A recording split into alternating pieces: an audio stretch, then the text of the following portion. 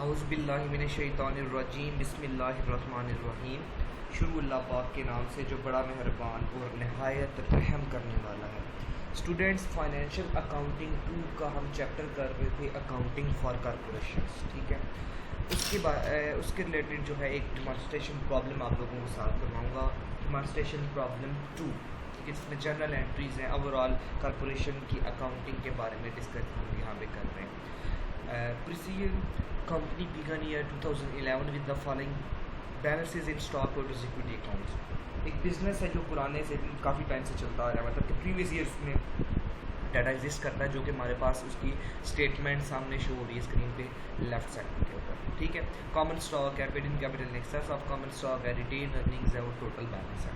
तो नीचे कह रहा है all outstanding common stock was issued for ₹15 पर शेयर।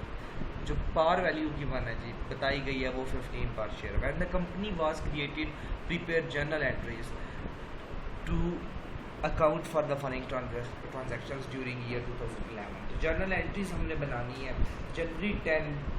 ठीक है, जनरल परफॉर्मा किस तरह बनते हैं आप लोगों को पता है, राइट साइड पे शो हो रहा है डेट डिटेल्स डेबिट क्रेडिट तो सारा जो है।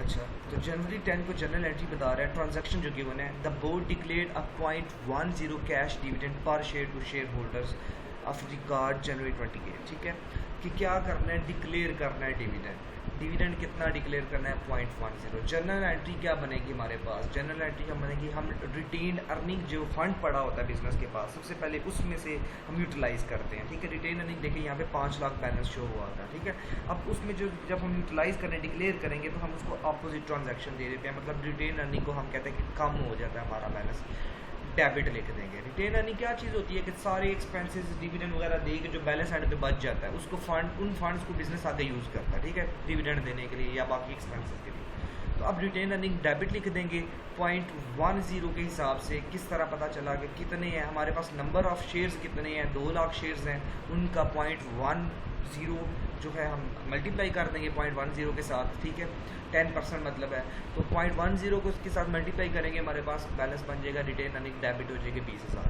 अभी डिविडेंड दिया नहीं है, डिक्लेयर किया, तो हम लिखेंगे common dividend payable credit 20,000, declared 0.10 पर शेयर कैश डिविडेंड। ठीक है, ओवरऑल 10% था, 0.10 पर शेयर के लिहाज से डिविडेंड था। ये ट्रांजैक्शन कंप्लीट हुई। ठीक है, दूसरा फेब 15 को क्या हुआ, paid the cash dividend declared on January 10। कहते हैं जो जनवरी 10 को आपने डिक्लेयर किया था डिविडेंड, उसके बदले में कैश पे कर देंगे। हम फर्स्ट ट्रांजैक्शन को रिवर्स कर देंगे, कॉमन डिविडेंड पेएबल डेबिट लिख देंगे और कैश अकाउंट क्रेडिट लिख देंगे। ये आपको 20,000 डेबिट 20,000 क्रेडिट। नरेशन में लिख देंगे पेड 0.10 पर शेयर कैश डिविडेंड। ठीक है, अब next March 31 declared 20% stock dividend, the market value of the stock is 18 पर शेयर। अब यहाँ पे कैश नहीं दे रही कंपनी। ठीक है, कैश के बदले में डिविडेंड की जो दूसरी फॉर्म होती है स्टॉक, मतलब कि एक्स्ट्रा शेयर्स दे दिए जाते हैं। कितने शेयर्स दिए जा रहे हैं 20%, तो मार्केट वैल्यू उनकी कितनी है 18। हम जर्नल एंट्री जब बनाएंगे हम लिखेंगे retained earnings debit. Retained earnings debit मतलब कि वो उसी तरह से हम उसको डेबिट लिख देंगे, फंड यूटिलाइज करना है। सबसे पहले हमने ये देखना है कि शेयर्स कितने हैं जो स्टॉक डिविडेंड के तौर पे दिए जा रहे हैं। देखिए हमारे पास ओवरऑल शेयर्स थे 2 लाख।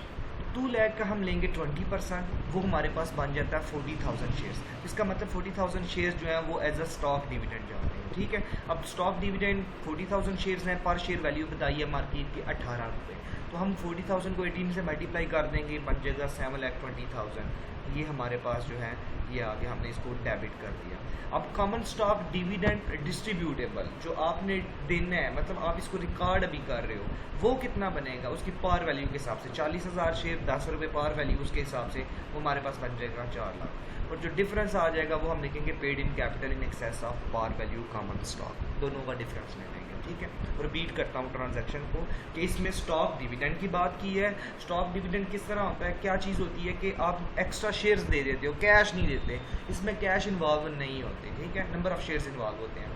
तो जब नंबर ऑफ शेयर्स इन्वॉल्व है हम ओवरऑल शेयर्स की परसेंटेज ले लेते हैं, जितनी परसेंटेज गिवन है उसके हिसाब से हमने लिख लिया। ठीक है, वो 40,000 बना, 40,000 को पार वैल्यू से मल्टीप्लाई किया, कॉमन स्टॉक में लिख दिया। 40,000 को वैल्यू ओरिजिनल वैल्यू से मल्टीप्लाई किया, वो आपने जो मार्केट वैल्यू थी रिटेन अर्निंग वाली, ठीक है। नेक्स्ट मई 1 को क्या हुआ, distributed the stock dividend declare, जो डिविडेंड डिक्लेयर हुआ था उसे डिस्ट्रीब्यूट कर देना है। आप डिस्ट्रीब्यूटेबल जो डिविडेंड था ये चीज़ इसको डेबिट कर देंगे, लिखेंगे कॉमन स्टॉक डिविडेंड डिस्ट्रीब्यूटेबल, और कॉमन स्टॉक को आप क्रेडिट कर देंगे, ठीक है। आपका जो है इक्विटी में इजाफा हो गया, क्या कॉमन स्टॉक क्रेडिट हो गया, ये ट्रांजेक्शन आपके पास में, ठीक है। जुलाई 1 को क्या हुआ, purchase 30,000 shares of treasury stock at 20 पर शेयर। अब सबसे पहले कि ट्रेजरी स्टॉक क्या चीज़ होती है, हम कहते हैं कंपनी जब एक स्टॉक इशू करती है उसको दोबारा से वो खुद ही परचेज कर लेते हैं, हम उनको नाम देते हैं ट्रेजरी स्टॉक का।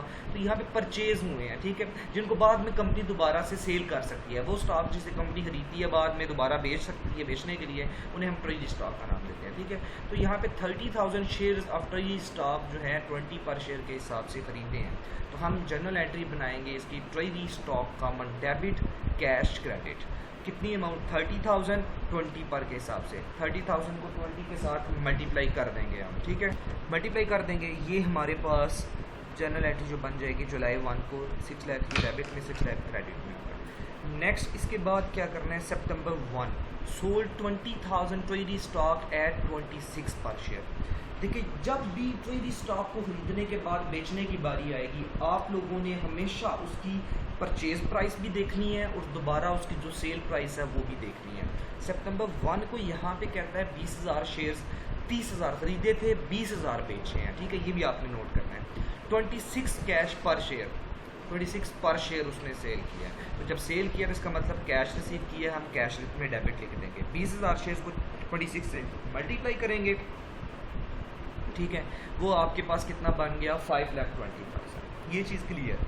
अब जब हम ट्रेजरी स्टॉक कॉमन को क्रेडिट करेंगे क्योंकि दोबारा से कंपनी ने वो बेच दी है, इशू कर दिया सपोज, तो जब बेचा है तो हम देखेंगे नंबर ऑफ़ शेयर्स कितने हैं 20,000, और उसकी पुरानी प्राइस कितनी है, जितने के ऊपर परचेज़ किया गया था वो तो 20 के हिसाब से परचेज़ किए गए थे, ठीक है। प्रीवियस जो आपके जुलाई 1 को ट्रांजैक्शन बन रही है उसको देखना है आपने। 20,000 शेयर्स को 20 से मल्टीप्लाई किया, 4 लाख बन गया। अब जो दोनों का डिफरेंस होगा, ये डिफरेंस किस चीज़ का होगा, मतलब कि ट्रेजरी स्टॉक की परचेज प्राइस और ट्रेजरी स्टॉक की सेल प्राइस। अगर परचेज प्राइस कम थी, सेल प्राइस ज़्यादा है, तो इसका मतलब वो प्रॉफिट बनेगा और उसे हम लिखेंगे paid in capital in excess of treasury stock. ये सिंपल इतना लिख देंगे paid in capital treasury stock, और वो हमारा क्रेडिट हो जाएगा। इस ट्रांजैक्शन के अंदर 20 रुपये का हमने परचेज़ किया था, 26 के हिसाब से सेल किया, तो दोनों का डिफरेंस लिया, वो बना 6 रुपीज़। तो 20,000 को 6 से मल्टीप्लाई किया, पेड इन कैपिटल क्रेडिट हो गया। यहाँ पे एक चीज़ मैं आपको बताता चलूँ कि अगर अक्सर हो सकता है कि कंपनी अपनी ओरिजिनल प्राइस से कम पे भी सेल करती है, जैसा कि नेक्स्ट ट्रांजैक्शन में आपके पास है दिसंबर 1, कहते sold the remaining 10,000 shares of treasury stock at 7 cash पर शेयर, कि जितने भी रिमेनिंग शेयर्स थे ट्रेजरी स्टॉक के वो बेच दिए हैं 7 कैश पर शेयर के हिसाब से, मतलब 7 रुपये पर शेयर के हिसाब से। हम यहाँ पे फ़ौरन देखेंगे कि खरीदे कितने के थे 20 रुपये के हिसाब से, बेचें कितने के हैं 7 रुपये के हिसाब से। तो कॉमन सेंस में देखिए तो हम कहते हैं कि जी लॉस हो गया, ठीक है। अब वो जो लॉस हुआ है वो फिर कंपनी कहाँ पे शो करेगी, मतलब ये जो कहाँ से वो यूटिलाइज़ करेगी, वो देखेगी कि क्या रिटेन अर्निंग का बैलेंस पड़ा हुआ है पहले कुछ हमारे पास, उसको वो यूटिलाइज़ कर लेगी, ठीक है। अगर रिटेन अर्निंग का बैलेंस नहीं पड़ा हुआ तो वो जो है वो ट्रेजरी स्टॉक के हिसाब से एडजस्ट करेगी। हम देखते हैं कि किस तरह से रिटेन अर्निंग से पहले भी वो देख लेगी पेड इन कैपिटल का, सॉरी, ठीक है। रिटेन अर्निंग को भी यूटिलाइज़ कर सकते हैं, पेड इन कैपिटल को भी यूटिलाइज़ कर सकते हैं। तो पहले जो है वो पेड इन कैपिटल को यूटिलाइज़ करेगी। दोबारा से रिपीट कर देता हूँ कि जब लॉस हुआ तो जितना भी लॉस हुआ उन फंड्स में सबसे पहले कंपनी देखेगी कि पेड इन कैपिटल में कोई पड़ा तो नहीं हुआ रिजर्व, मतलब प्रॉफिट हुआ था, जो वो प्रॉफिट हुआ था तो उसको यूटिलाइज़ करेंगे, बाद में रिटेन अर्निंग की तरफ जाएंगे। अगर प्रॉफिट नहीं था हुआ तो डायरेक्ट रिटेन अर्निंग की तरफ जाएंगे, ठीक है। ये मैं आपको समझाता हूँ यहाँ पे। अब सेल की है तो कैश डेबिट होगी, हम कैश डेबिट में लिख देंगे 30,000 परचेज़ किए थे, 20,000 पहले सेल कर दिए, रिमेनिंग 10,000 रह गए, तो 10,000 शेयर जो हैं 7 के हिसाब से ये 70,000 कैश में। अब paid in cash treasury stock, क्योंकि पिछली ट्रांजैक्शन में प्रॉफिट हुआ था 4 लाख का, ठीक है, वो प्रॉफिट भी हम देखेंगे कि कितना था, ठीक है। उसके बाद रिटेन अर्निंग्स हमारे पास वो दोनों यूटिलाइज़ करनी है। अब यहाँ पे एक चीज़ मैं बता दूँ दोबारा, ये जो मैं ऊपर कह रहा हूँ 1,20,000 4 लाख, वो 4 लाख नहीं 1,20,000 है, ये मैं हाईलाइट कर रहा हूँ, ठीक है, ऊपर चला गया था। Paid in capital treasury stock कितना है 1,20,000, हम ये 1,20,000 यूटिलाइज़ कर देंगे, क्योंकि बिजनेस जो है कॉमन स्टॉक वहाँ पे हमें डिफरेंस काफ़ी पड़ रहा था, जो उसकी वैल्यू बन रही थी 10,000 शेयर्स 20 के हिसाब से वो 2 लाख बन रही थी, 2 लाख हमने क्रेडिट करना था, लेकिन डेबिट साइड पे हमारी वैल्यूज़ कम आ रही थी। अब इसको यूटिलाइज़ करने के बावजूद 70,000 प्लस 120 अभी भी 190 बन रहा है, 10,000 अभी भी लॉस आ रहा है, डिफरेंस आ रहा है डेबिट साइड पे। वो डिफरेंस हम कहाँ से पर यूज़ कर लेंगे, रिटेन अर्निंग में से। तो जनरल एंट्री बन जाएगी cash debit, paid in capital treasury stock debit, retained earning debit और ट्रेजरी स्टॉक कॉमन क्रेडिट। ठीक है, उम्मीद करता हूँ ये क्वेश्चन भी आपको समझ आ गया होगा। ठीक है, अपना ख्याल रखिएगा, अगर कोई मसला होता है तो आप उससे रब्ता कर सकते हैं फ़ोन मीटिंग में। ठीक है, अल्लाह हाफ़िज़।